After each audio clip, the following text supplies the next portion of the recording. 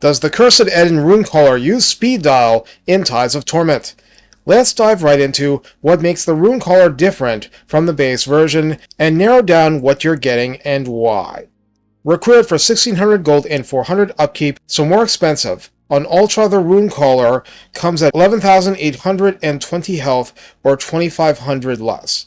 Armor remains 15, missile resistance 15%, spell resistance 25%, leadership a breakable 100, speed 39, charge speed 50. Melee attack begins at 60, 5 less, but each blow is magical attack for this version, a considerable change. Attack interval is still a coffee boosted 3 seconds, splash target size medium, so Knights of the Realm on down, and max targets damaged remains 7. Melee defense 35 is 5 less. Weapon strength 550 is 100 less, split base 300, and armor piercing 250. Charge bonus 35 or 10 less, mass 6500.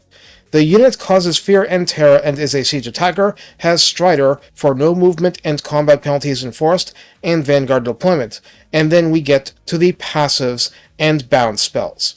Having the same name is wrecking Total War stats, so these are in-game shots. Dual Personality Betrayer, when over 50% health, grants physical resistance plus 15%, and creates a 55-meter hex within which the enemy loses magical attacks, and any spellcasters have minus 10% spell intensity.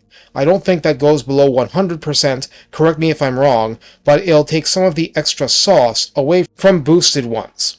Dual Personality Savage, when under 50% health, gives the Runecaller healing 0.1% a second, power recharge plus 20%, so half an arcane conduit, and 0.05% winds capacity per second, so more winds can be squeezed out if you have sufficient time at low HP. The bound spells are the Enfeebling Foe times 1, Flock of Doom times 2, and Doom and Darkness times 2.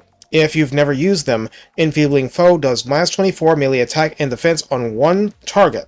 These are bound spells, so non-overcast.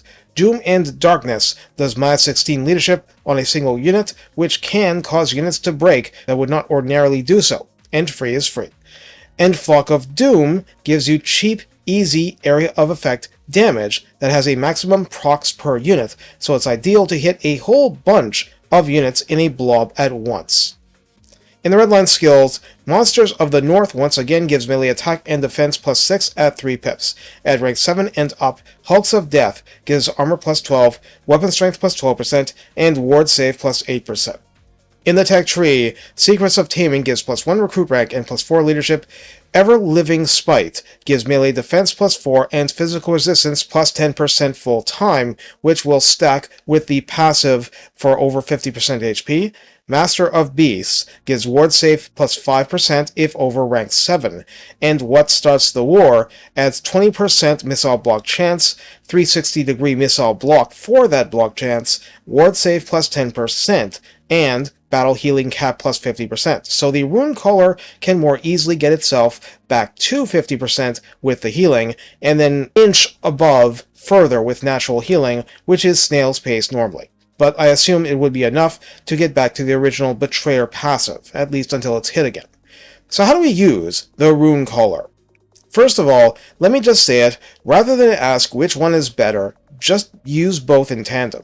They're both Strider and Vanguard deployment, and easily cover the other's weaknesses. There are other plans you can use, but no, don't worry about which one is better, just one is bashier, the other comes with its own niche uses. While it's nice to have half an arcane conduit late in a battle for any spell-using armies, the main use of the passive above 50% health will be to erase magical attack from enemies in a pretty generous hex, with the basic idea being similar to what the Lammasu can do for Chaos Dwarfs and what the Treeman can do for Wood Elves. That said, this seems to be the largest of these hexes. This is a Chaos Godsend boon to the faction because there are a lot of units that build up physical resistance just from Rage and Berserk, but stuff like Skin Wolves have it too.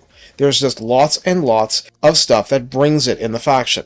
Therefore, you want the advantage preserved, not lost as soon as you see anything that has magical attack like any demon in the game. it's a potentially enormous advantage, and even at 2500 less health on Ultra, it's not trivial to get the Curs'd Ettin Runecaller's health under 50%, and even once it is, actually killing it is a little difficult.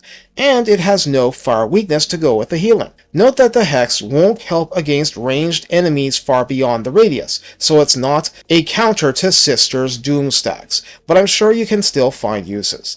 Anything further would overcomplicate it. Just get it where it's needed, and remember, it has magical attack too, so it has an advantage to foes weak to that, like demonic units. Take care, and have fun passing curses forward to your enemies.